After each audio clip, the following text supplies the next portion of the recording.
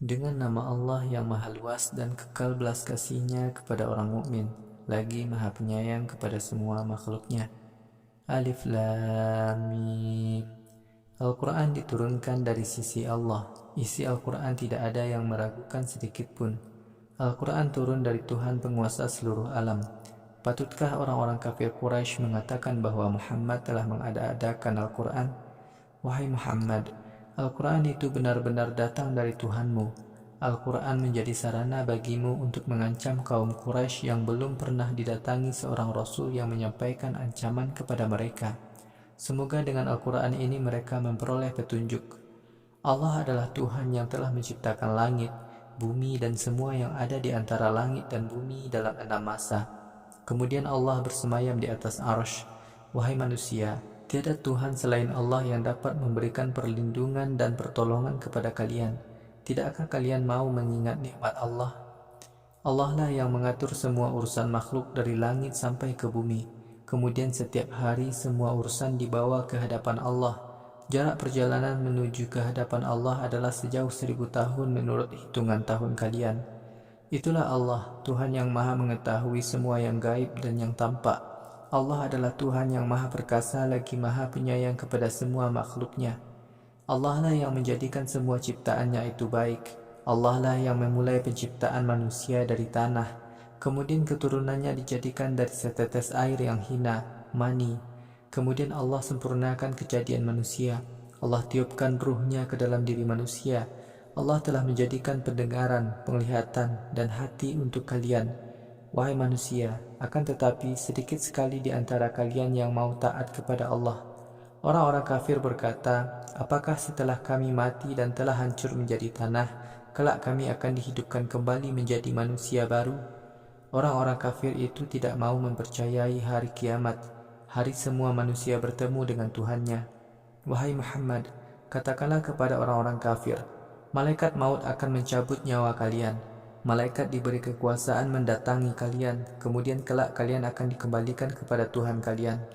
Wahai Muhammad, engkau akan ngeri sekiranya engkau dapat menyaksikan saat orang-orang kafir menundukkan kepala-kepala mereka di hadapan Tuhan mereka sambil berkata, wahai Tuhan kami, jadikanlah kami dapat melihat dan mendengar.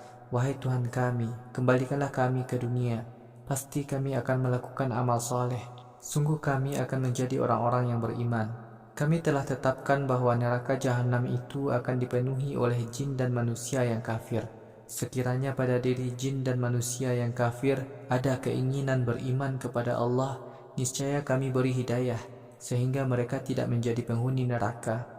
Allah berfirman kepada penghuni neraka jahanam, sekarang rasakanlah azab neraka jahanam.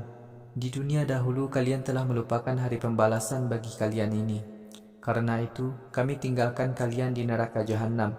Rasakanlah azab yang kekal disebabkan dosa-dosa kalian dahulu.